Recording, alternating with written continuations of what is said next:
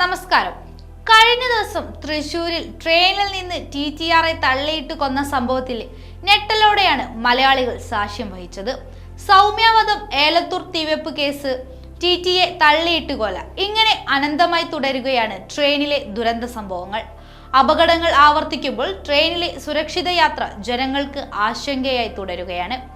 Train യാത്രയിൽ യാതൊരു സുരക്ഷയുമില്ല എന്നാണ് മിക്ക യാത്രക്കാരുടെയും അഭിപ്രായം. രാത്രികാലങ്ങളിൽ വനിതാ കമ്പാർട്ട്മെന്റിൽ ഭീതിയോടെയാണ് സ്ത്രീ യാത്രക്കാരുടെ യാത്ര. യാത്രക്കാർ ആക്രമിക്കപ്പെടുന്നതും കൊള്ള ചെയ്യപ്പെടുന്നതും നിരന്തരം വാർത്തകളിൽ ഇടം നേടുന്നു.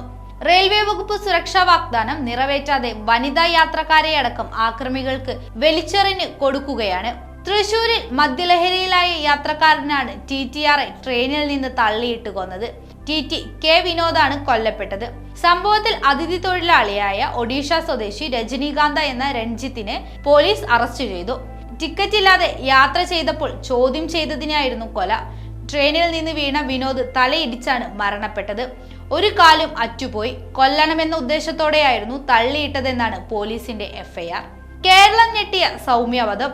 2011 ഫെബ്രുവരി 1 കേരള മനസാക്ഷിയെ നടുക്കിയ ആ സംഭവം.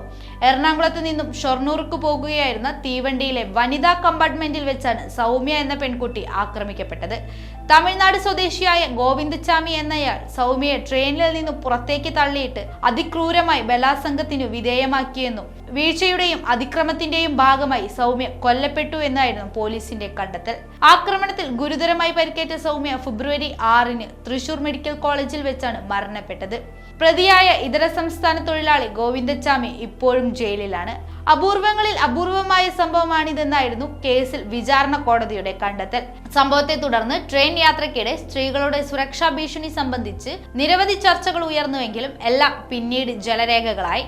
തുടർന്നും സ്ത്രീകൾക്കു നേരെ ട്രെയിനിൽ നിരവധി അതിക്രമങ്ങൾ നടന്നു. ആലുവയിൽ യാത്രക്കാരിയായ വിദ്യാർത്ഥിനിയെ കമ്പാർട്ട്മെന്റിൽ നിന്ന് പുറത്തേക്ക് വലിച്ചിടാനുള്ള ശ്രമം വരെ നടന്നു. ആക്രമിയെ മറ്റു വനിതകൾ തടഞ്ഞതിനാലാണ് പെൺകുട്ടി തലനാരിഴയ്ക്ക് രക്ഷപ്പെട്ടത്. തീകോളം വിഴുങ്ങിയ ആ രാത്രി. കൃത്യം 1 വർഷം മുൻപാണ് 3 പേരുടെ മരണത്തിനിടയാക്കിയ ഏലത്തൂർ ട്രെയിൻ തീവെപ്പ്. 2023 ഏപ്രിൽ 2 2.5 വയസ്സുള്ള പെൺകുട്ടി ഉൾപ്പെടെ 3 പേരുടെ മരണത്തിനിടയാക്കിയ സംഭവം. കേസിലെ ഏക പ്രതി ഷാറൂഖ് സൈഫി വിചാരണ കാത്ത് ജയിലിലാണ്. ട്രെയിനിൽ തീവ്രവാദ ലക്ഷ്യത്തോടെയാണെന്നാണ് NIA കുറ്റപത്രമെങ്കിലും സംഭവത്തിൽ ഇപ്പോഴും ദുരൂഹത ബാക്കിയാണ്.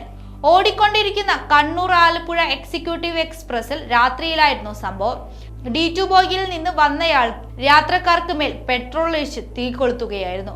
പരിഭ്രാന്തരായ യാത്രക്കാർ ചിതറിയോടി ചങ്ങല വലിച്ച് ട്രെയിൻ നിർത്തുകയായിരുന്നു. സംഭവത്തിൽ 8 പേർക്ക് പൊള്ളലേറ്റു. തീ പടരുന്നത് കണ്ട് ട്രെയിനിൽ നിന്ന് രക്ഷപ്പെടാൻ ചാടിയ 3 പേരാണ് മരണപ്പെട്ടത്. സംഭവം നടന്ന് ദിവസങ്ങളോളം ട്രെയിനുകളിൽ പരിശോധനയടക്കം നടന്നെങ്കിലും എല്ലാം ദിവസങ്ങൾ മാത്രമാണ് നീണ്ടത്. തുടർന്നും അതിക്രമങ്ങൾ ട്രെയിനുകളിൽ പതിവ് സംഭവമായി. കൃത്യമായി പരിശോധനയോ സുരക്ഷയോ ഇല്ലാതെ കേരളത്തിലെ ട്രെയിനുകൾ ഇപ്പോഴും ഓടുകയാണ്. റെയിൽവേ സുരക്ഷാ സേനയിലെ അംഗബലക്കുറവ് എന്ന സാങ്കേതിക വിശദീകരണമാണ് റെയിൽവേയുടെ ഇക്കാരണത്തിലെ വിശദീകരണമെങ്കിലും ട്രെയിനുകളിൽ യാത്രക്കാർക്ക്, പ്രത്യേകിച്ച് സ്ത്രീകൾക്ക് സുരക്ഷ എന്നത് അപ്രാപ്യമായ ഒരു സ്വപ്നമായി തുടരുകയാണ്.